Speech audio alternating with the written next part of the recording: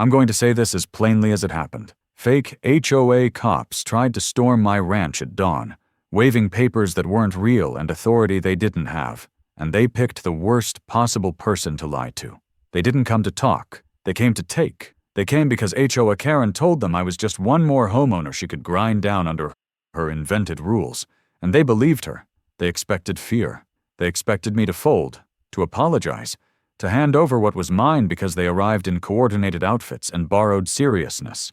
Instead, they ran headfirst into a fact they had not prepared for. I am a Navy SEAL, and I don't break for people who pretend to be bigger than they are. I watched them cross the last stretch toward my porch with the swagger of people who had confused performance with power, and the only thing I felt was a cold certainty that their story was about to end very differently than the one HOA Karen promised them. She wasn't there physically, of course. She never is when it matters.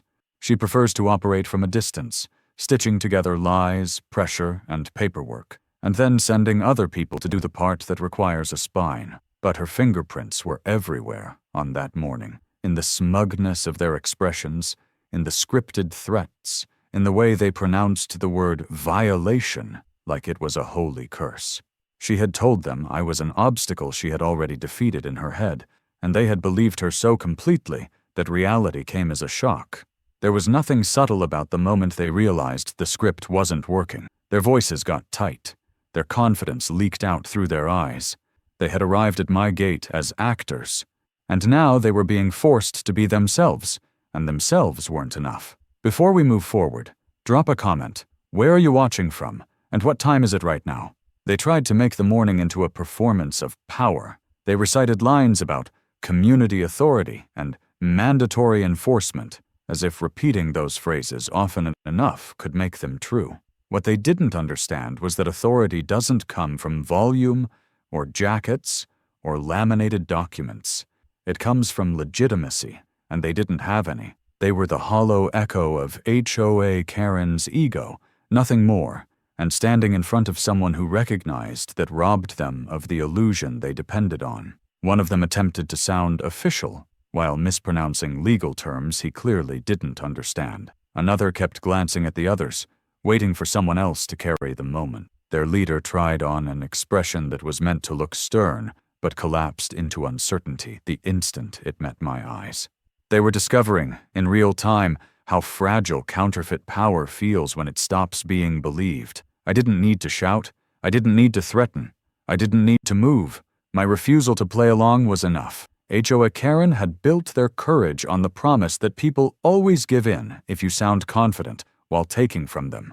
She never prepared them for someone who wouldn't. The silence between us got heavy, not with fear, but with the weight of their mistake. The longer they talked, the more ridiculous their act became. They invoked policies they couldn't cite, departments that didn't exist, and consequences they had no ability to deliver.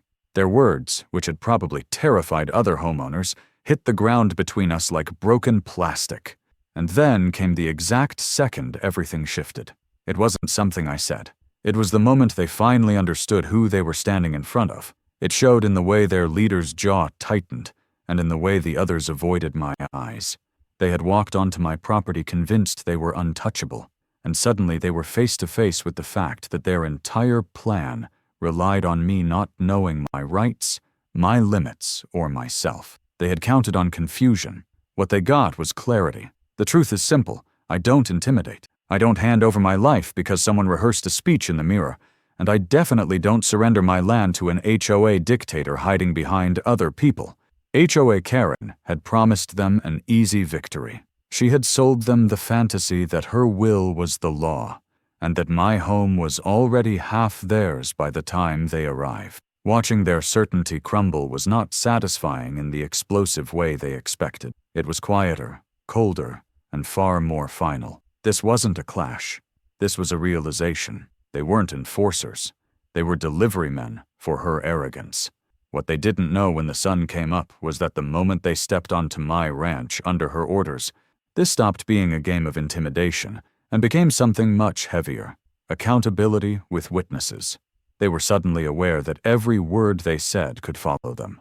Every threat could become evidence, Every step they took at her command might be something they would one day have to explain under oath. The bravado drained out of them like water through cracked glass, because deep down they knew it. This wasn't about community standards. This was about one woman's obsession with control finally colliding with someone who would not live under it. I watched them try to salvage the scene. They attempted to restart their performance, to rebuild the script, to reassert the narrative that HOA Karen lives on like oxygen, that she decides what happens, and everyone else obeys. But power built on fear doesn't survive contact with someone who isn't afraid. The more they talked, the more obvious it became that there was nothing behind the curtain but her voice and their willingness to follow it. They weren't storming anything. They were unraveling in front of me. And this moment right here, is where the real story begins. Not with the first letter she sent, not with the first notice she taped to a door, but with the instant her manufactured authority hit a wall that didn't move. She thought she could turn my ranch into her next prize. She thought she could turn me into another name on a list of people she'd bent to her will. She was wrong. She had picked the wrong land, the wrong life, and the wrong man. And by the time the sun cleared the horizon, that fact wasn't just mine anymore. It was theirs too. And the humiliation of that realization was only the beginning of what was waiting for her. Right. You don't get to this point in life by accident. You don't stand calm in the face of manufactured authority unless you've already met the real thing and learned the difference the hard way. People like HOA Karen think power is something you print, laminate, and wave around. My education came from places where power doesn't need stationery to be real, and consequences don't arrive with warning labels. I didn't become unshakable because I like conflict. I became unshakable because I've already lived through enough of it to recognize when I'm being handled by amateurs playing at control. That's the part she never accounted for. Not because it was secret, but because she never bothered to imagine someone she couldn't easily reduce. I served for years in a world where discipline isn't a word you tape on a wall. It's what keeps people alive. My authority doesn't come from noise or posture. It comes from endurance, from being the one who keeps thinking clearly after everyone else has burned themselves out on emotion. That carried with me long after I hung up the uniform. People assume retirement means switching off. It didn't. It meant I took everything I had learned about systems, pressure, and accountability, and applied it to building a life that didn't need to lean on anyone else to stand. This ranch wasn't an escape fantasy. It was a decision. I wanted silence I had earned, space that answered to weather instead of politics, mornings that didn't begin with someone else's emergencies. I built my life out here the same way I did everything else, deliberately, quietly, without asking anyone for permission to exist. The land gave me exactly what I asked of it: work to do, a horizon to look at, and the kind of peace that only comes when you know you can rely on yourself. I didn't isolate, I lived. I helped my neighbors when disaster came, because that's how real communities behave, not because I needed to be thanked, and not because there was a board meeting to approve it. When fires threatened homes, we cut breaks and hauled water until our arms trembled. When storms ripped through roofs, we patched them without filing a form first. Nobody needed a title to do the right thing, and nobody pretended to be anyone's ruler. That was the valley before she decided to make it smaller. Then, HOA Karen arrived, like someone auditioning for a crown. She came dressed in professionalism, voice dipped in politeness, every sentence constructed like a sales pitch that assumed you'd already agreed. She talked about heritage, preservation, standards, the usual vocabulary of people who want control, but don't have the courage to call it what it is. She smiled too wide and listened too little. From the very first conversation, she evaluated rather than understood, cataloging everyone not as neighbors, but as pieces on a board she intended to own. She saw my land, measured what it meant, and in that moment she made the mistake that would undo her. She decided it belonged in her story, not mine. She misread my calm as emptiness and my refusal to posture as permission. People like her are confused by anyone who doesn't answer pressure with noise. She needed me loud to feel powerful in comparison. What she got was someone who didn't recognize her as a force to push back against, and that infuriated her in ways she could barely disguise.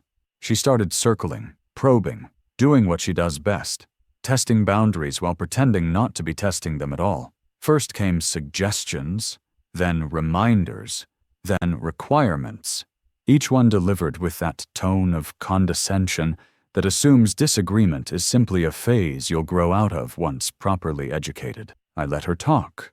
I let her reveal exactly who she was without interruption, and she mistook that observation for surrender.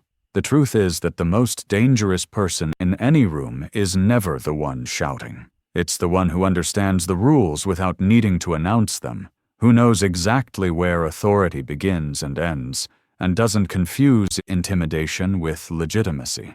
My background gave me that clarity. Years of working around real chains of command, real responsibility, and real consequences make it impossible to be impressed by someone whose power depends entirely on whether or not other people keep pretending along with them. So when she finally tried to move from suggestion to control, she discovered something she'd never experienced before: resistance that didn't raise its voice.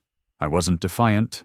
I was immovable. She hated that. It gnawed at her that I wouldn't play my assigned role, that I wouldn't shrink on cue, that I refused to join the line of people she had trained to apologize for breathing wrong. That's when she stopped seeing me as a neighbor and started seeing me as a problem to solve. Every bully reaches that moment. They exhaust the illusion of charm and reach for pressure. She began building narratives about me in rooms I wasn't invited to, painting me as uncooperative, dangerous to community harmony, a threat to the fragile little kingdom she was constructing one signature at a time. It didn't work the way she thought it would, not because people were brave yet, but because the lie she was selling didn't match what they'd experienced.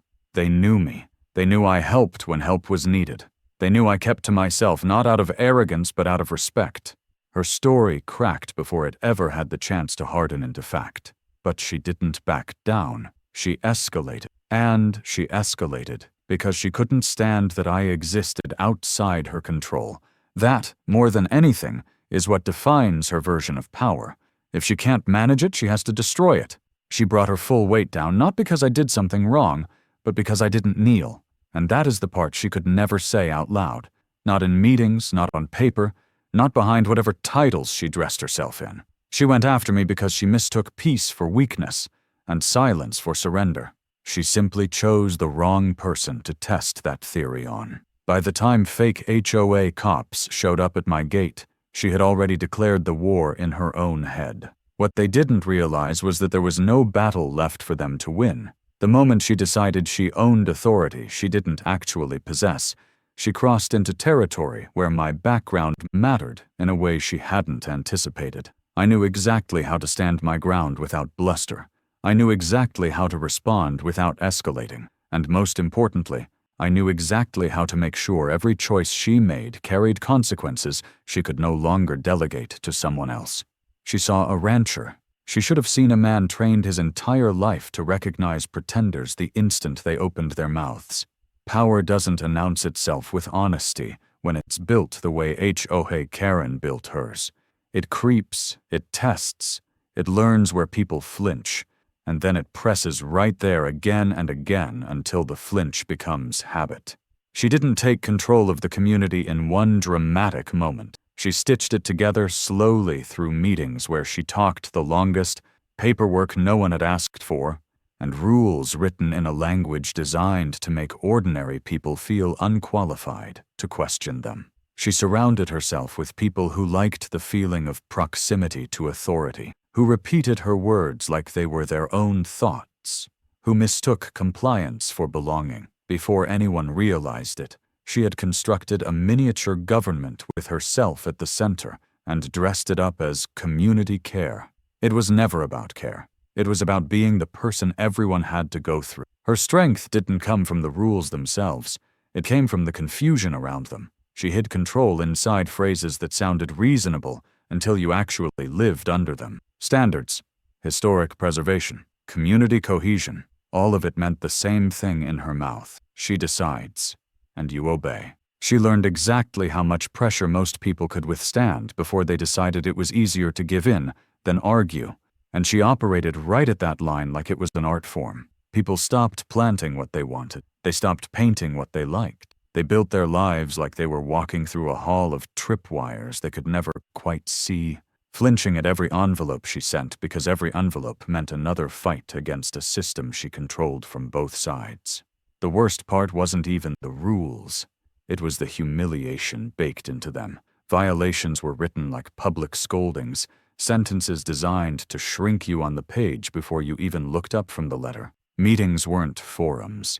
They were stages for her to deliver disappointment, to remind adults with families and mortgages and histories that she was the one who approved their lives. She pretended it was about aesthetics, about property values, about keeping things consistent, but consistency only ever seemed to matter when it allowed her to dominate someone who hadn't bowed fast enough. If she liked you, your exceptions were celebrated. If she didn't, the same exception became grounds for punishment. Fairness never entered the equation, because fairness doesn't feed egos like hers. Control does. The people around her changed without realizing it. They stopped speaking freely in meetings. They started apologizing before they'd even done anything wrong. Neighbors who used to borrow tools and share dinners started avoiding eye contact because they were tired of their names being repeated in complaint language like case numbers. Whole families adjusted their lives around what she might think, and she fed on it like oxygen. Make no mistake, she wasn't just enforcing rules. She was rewriting how people felt about themselves on their own property. That was her favorite victory. Watching confident people become cautious in front of her. Watching strong voices go quiet when she adjusted her glasses and cleared her throat to speak. She built an inner circle the same way every small tyrant does, by rewarding obedience and punishing independence. The ones who echoed her tone the best were elevated to committee chairs and compliance officers, meaningless titles that meant everything to people hungry to feel taller than their neighbors. They repeated her lines about protecting standards, unaware or unwilling to admit they were just parroting her insecurity, and when someone objected, the circle tightened. Suddenly, that person found themselves on the receiving end of surprise inspections, repeat notices, and whispered rumors about being difficult. She never raised her voice. She didn't have to. The process did the yelling for her. Then came the escalation that exposed who she really was. Paper wasn't enough anymore. Letters and notices and meetings had gotten her almost everything she wanted, but almost isn't a word people like her tolerate well. That's when she invented the theater of enforcement, the fake HOA cops, the costume of authority without the burden of actually having any. She wrapped ordinary people in utility belts and matching shirts, handed them clipboards and borrowed seriousness, and told them they were compliance enforcement. They weren't officers, they weren't officials. They were props in her performance designed to make fear visible. Their job wasn't to protect anything. Their job was to show up, to loom, to recite phrases about consequences until homeowners forgot they had rights. They patrolled not because they were needed, but because she needed to be seen through them. They knocked on doors, already shaking their heads. They spoke in tones they'd never use as civilians, because they didn't feel like civilians anymore when they wore her version of a uniform. It was intoxicating for them and exhausting for everyone else. They didn't have badges, but they had attitude, and for too many people that was enough. That's what she counted on every single time, that most people will choose peace even when they're being mistreated, that they will endure almost anything if the alternative looks louder or more complicated than they can handle. The damage she did cannot be measured in fines alone. It lives in the hesitation people developed before planting a tree. It lives in the way kids learned which paths to bike down to avoid passing her house. It lives in families who whispered about letters at dinner instead of talking about their day. She convinced an entire community that safety meant her approving of them, and that discomfort was the tax for existing outside her expectations. That's what made her dangerous. Not force, not strength, certainty, unearned, unchallenged, and relentlessly applied to everyone but herself. She would have continued that way for years if no one had stopped her. She didn't believe there was any version of reality in which she wasn't in charge, because for too long no one had shown her one. She mistook compliance for respect and fear for agreement. She mistook silence for winning. So by the time she set her eyes fully on me and on my ranch, she was already convinced the ending was inevitable.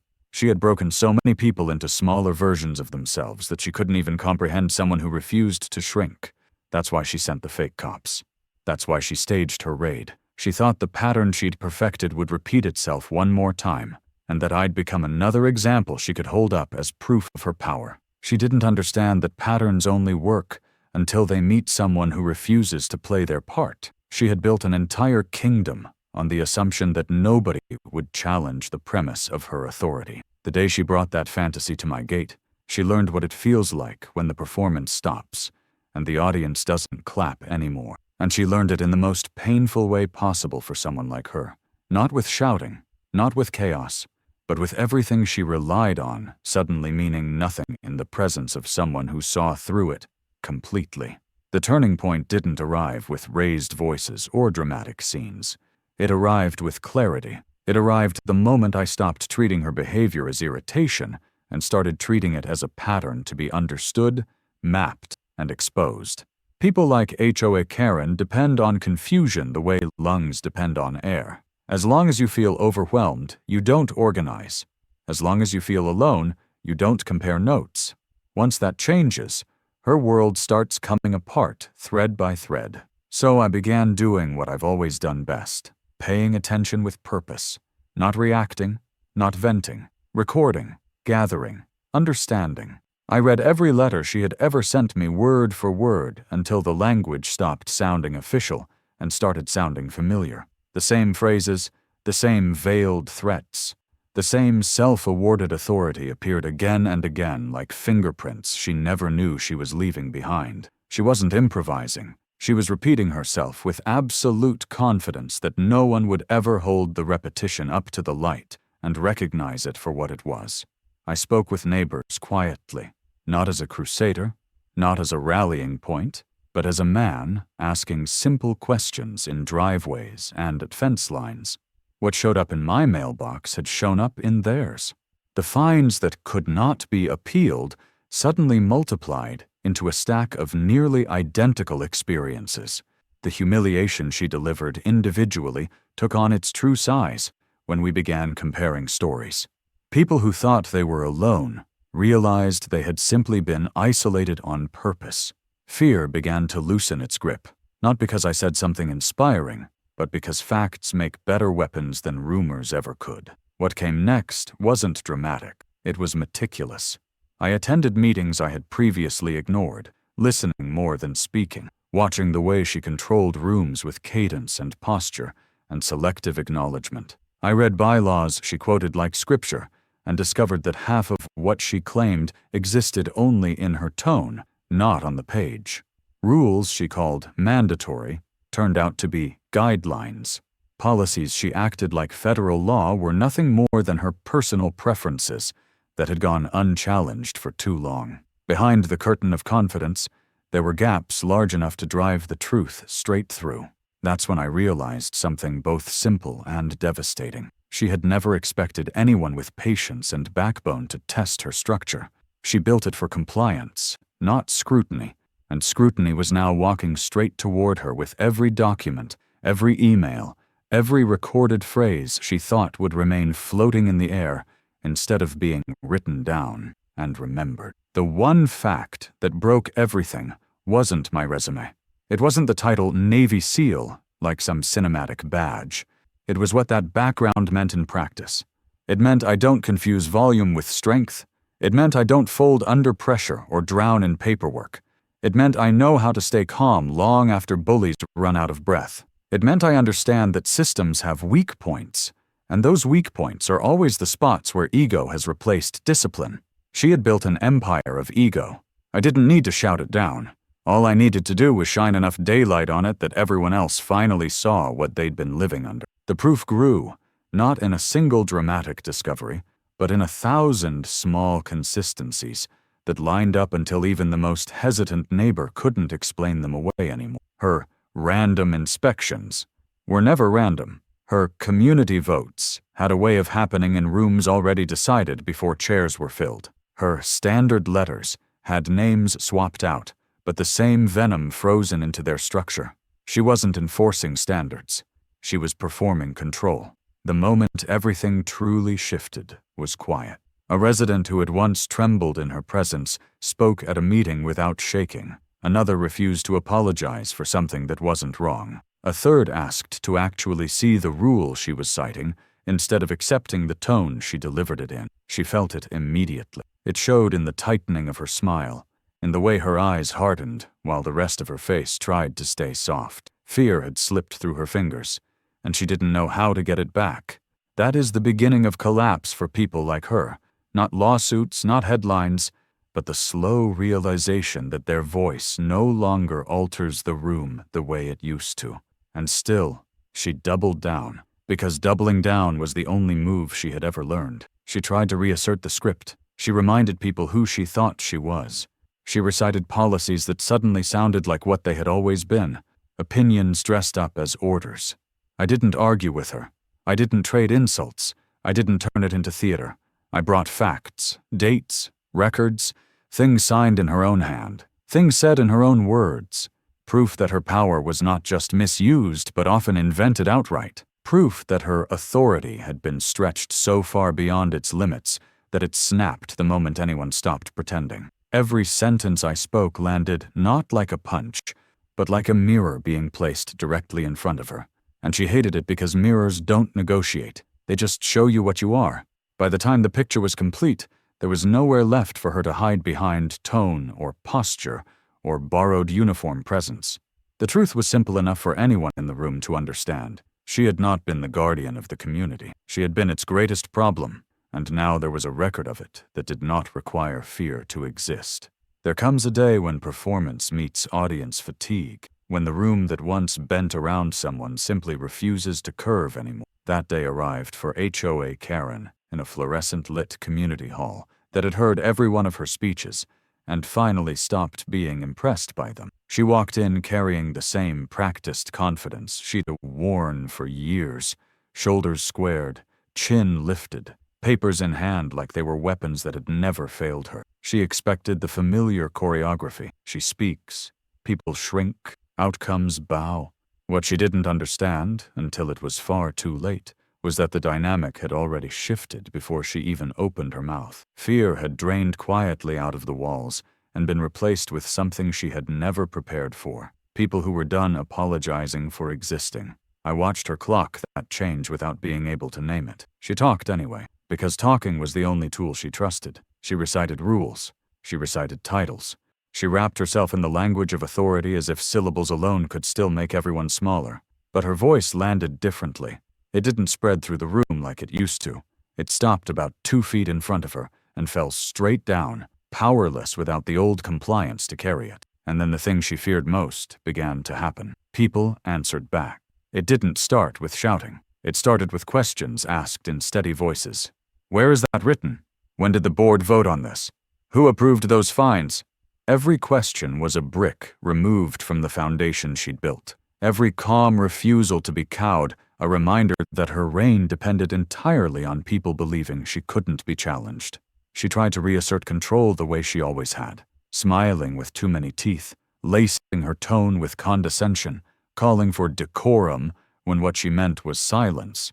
But decorum now meant honesty, and honesty was not her ally. I stood and spoke only when it mattered. I didn't need theatrics. I had proof. I laid out timelines she'd hoped would stay scattered, conflicts of interest she thought were buried in fine print, letters she'd written assuming no one would ever line them up side by side. Each piece landed not with noise but with inevitability. The room didn't gasp. The room understood. There is a unique stillness that fills a space when the truth finally outweighs the fear it replaces. And that stillness wrapped around her like a spotlight she could not escape. She tried her last defenses in predictable order. First denial, offered with indignation, as though offense itself were evidence. Then dismissal, claiming everyone had misunderstood her noble intentions. Then self-victimization, tears trembling at the edge of her voice as she painted herself as the misunderstood protector of an ungrateful community. None of it worked anymore, because the people in front of her were no longer listening for permission to feel wronged. They already knew what had been done to them, Elderly residents she had bullied into silence spoke with voices steadier than hers. Families recounted the slow erosion of dignity that came from living under her constant surveillance and criticism. One after another, stories aligned until it was no longer possible to pretend they were isolated incidents. They were a pattern, and she was the common denominator. Watching her realize that no one was stepping in to rescue her from the consequences of her choices was the truest collapse she had ever experienced. Titles did not save her. Posture did not save her. The performative authority she had worn like armor crumbled the moment the community she fed on stopped playing along. Officials who had once nodded out of convenience now spoke in precise language she couldn't bend. Reviews were ordered, audits announced, votes taken in the open rather than in the shadows she preferred. The power she had hoarded for herself was pulled out into the daylight and redistributed back to the people she had taken it from. She stood there, still clutching her papers, as if ink and formatting could still command respect that had already left the room. What broke her wasn't volume. It was the realization that she was being seen clearly for the first time without the distortion of fear. For someone who had defined herself entirely by dominance, there is no humiliation deeper than irrelevance delivered publicly. She didn't explode. She deflated. The mask slipped not in rage but in confusion, like she genuinely could not comprehend a world in which her voice no longer rearranged other people. That was the moment of collapse, quiet and final. She had built her identity out of control, and then watched control leave without saying goodbye. There was no dramatic exit. She gathered her papers with trembling hands, searching for a script that no longer existed, and found only the truth staring back at her from every corner of the room. The era of her intimidation was over, and nothing she could say would restart it. Retaliation, the real kind, isn't noise or chaos or grandstanding. It is precision. It is discipline. It is the quiet application of truth to every lie, until the lie can no longer stand under its own weight. When HOA Karen pushed as far as she did, she assumed pushback, if it ever came, would look like shouting matches or angry emails she could frame as aggression. What she never imagined was someone who would answer her performance with structure sharper than anything she'd ever built. I didn't chase her. I didn't mirror her pettiness. I did something far more devastating to her world than opposition. I made everything she'd done visible in systems she couldn't control. Complaints stopped being private. Records stopped being scattered. Patterns stopped being rumors and became documented reality. I filed what needed to be filed, exactly where it needed to go, without theatrics, without warning, without giving her the satisfaction of a fight she could dramatize. The same mechanisms she had twisted for her own benefit began turning toward her with the cold indifference of process doing its job. Reviews opened, audits followed. The titles she'd used like armor suddenly became responsibilities with consequences attached, and for the first time in her life, she was being measured by rules rather than hiding behind them. The community she had divided began to act like a single, steady voice. People signed their names to statements she could not rewrite, stood behind words she could not intimidate into silence. Her inner circle, so loud when she was strong, went quiet when accountability arrived, because loyalty built on borrowed power evaporates the moment the loan is called in. She found herself alone at the center of the very structure she had constructed, facing the reality that every misuse of authority leaves a paper trail, and every paper trail eventually leads home. Expert retaliation wasn't vengeance, it was correction. It was balance restoring itself after years of distortion, not through rage, but through record, through policy, through eyes finally open to what had been happening in plain sight. And the cruelest part for her was that there was no villain she could point at, no enemy she could dramatize. There was only herself, and the choices she had made, reflected back at her by a system she once pretended to represent. She had always believed she was untouchable, because she confused being feared with being protected. Now she stood in rooms where no one bowed, heard sentences where her name was followed not by applause, but by consequences, and learned the hardest lesson of her life. When power is real, it does not need to threaten. It simply acts. Victory didn't arrive with cheering or celebration. It came in the form of ordinary days that no longer bent around her shadow. That is how real endings work. There's a morning when the mail arrives, and it's just mail, not a threat disguised as notice. There's an evening when the neighborhood gathers and people talk about weather and harvests, and kids instead of wondering what rule they're violating just by existing. That slow return of normal life was the verdict she could never appeal. I saw it in the way folks started repainting fences the color they actually liked, in the way laughter stopped sounding like something people whispered.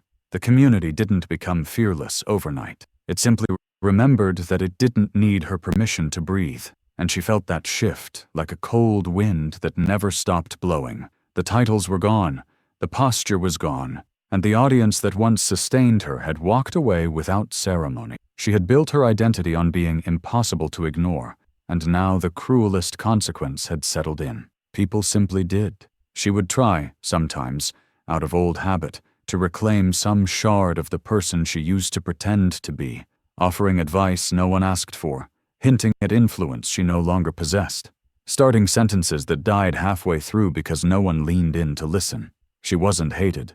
She was dismissed. And for someone like her, that was far worse than anger. Anger meant she still mattered. Silence meant she didn't. My life returned to what it had been before she decided to own it in her imagination. Things started with coffee and horizon instead of strategy. Evenings ended with quiet instead of anticipation. My wife stopped bracing. My neighbors stopped apologizing for nothing. I didn't feel triumphant. I felt finished. There is a difference. Triumph looks outward.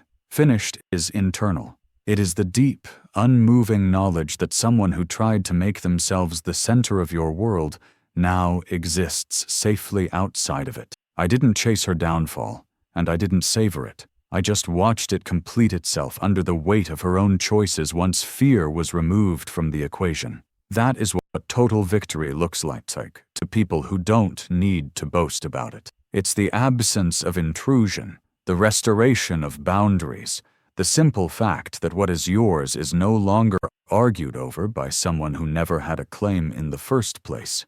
The last time our paths crossed, it happened the way these stories always really end. Not with drama, but with a glance that contained every realization she'd fought not to have. She saw me, and for the first time there was no attempt to posture, no gathering breath to lecture, no reaching for the old script. She lowered her eyes and stepped aside on a sidewalk wide enough that she didn't have to. No words, no pretense, just quiet acknowledgement of how small her empire had always been once the pretending stopped. I didn't slow down. I didn't speed up. I simply kept walking, because there was nothing left between us to resolve. She had spent years trying to be a force in other people's lives, and ended up as a cautionary story no one needed to tell out loud. The community didn't rally around me. It simply stopped revolving around her. That is the kind of ending she never prepared herself to face. The one without applause or audience, where the consequence is not spectacle but obscurity. My ranch stayed mine. My peace stayed mine. The valley returned to itself. And when the noise that used to follow her everywhere finally fell completely away, there was nothing left to fill the space she once occupied. HOA Karen went dead silent.